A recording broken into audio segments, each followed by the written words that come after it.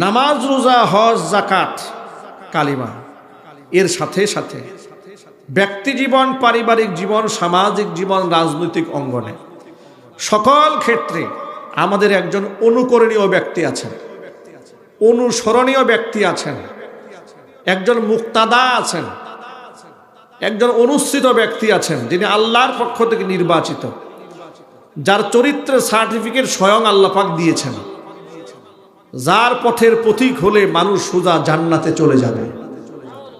তিনি আর কেউ নন, আখিরি জামানার পয়গাম্বর, নবিকুল শিরোমণি, ইমামুল মুরসালিন, রাহমাতুল লিল আলামিন, খাতামুল আম্বিয়া, নবিয়ুনা মুহাম্মদুর রাসূলুল্লাহ সাল্লাল্লাহু আলাইহি ওয়াসাল্লাম। কোরআনে কারীম আল্লাহ পাক বলেন, লাকাদ কানা লাকুম ফি রাসূলিল্লাহি উসওয়াতুন হাসানা, আমি আল্লাহ রসুলের মধ্যে তোমাদের জন্য রয়েছে উত্তম আদর্শ। কোন হিসেবে তাকে আপনি আদর্শ মানতে চান? একজন নেতা, এই যে আমার ডান পাশে বসে আছেন, সমাজের নেতা, তিনি যদি চান আমি সমাজে সুষ্ঠু নেতৃত্ব দেব, তাহলে তিনি বুকে হাত দিয়ে শুধুমাত্র একজন ব্যক্তির নাম বলতে পারবেন, যার অনুসরণ করলে তিনি বিভ্রান্ত হবেন না, তার নাম মুহাম্মদুর রাসূলুল্লাহ সাল্লাল্লাহু আলাইহি ওয়াসাল্লাম। এছাড়া পৃথিবীর যত নেতা আছে, যত মানুষ আছে, কোনো ব্যক্তির অন্ধ অনুসারী হওয়া যাবে না, কারণ সকলের মধ্যে ভুল ভ্রান্তি আছে না নাই? জোরে বলেন। কম বেশি মানুষ হিসেবে আমাদের ভুল আছে না নাই? তাহলে নিরঙ্কুশ, নির্ভেজাল, নিষ্পাপ, বেগুনা মাসুম একজন অনুসরণীয় ব্যক্তি আমাদের আছে। তিনি কে? তিনি আমাদের নবী, আমাদের কলিজার টুকরানোর নবী, আমাদের নয়নমণি মুহাম্মদুর রাসূলুল্লাহ সাল্লাল্লাহু আলাইহি ওয়াসাল্লাম। আল্লাহর নবী সাল্লাল্লাহু আলাইহি ওয়াসাল্লাম বললেন,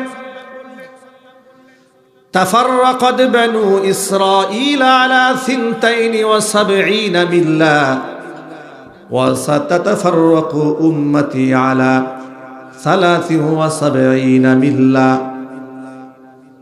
কুল্লুহুম ফিন্নার ইল্লা মিল্লাতান ওয়াহিদা কিলা মা হিয়া ইয়া রাসূলুল্লাহ ক্বালা মা আনা আলাইহি ওয়া আসহাবি।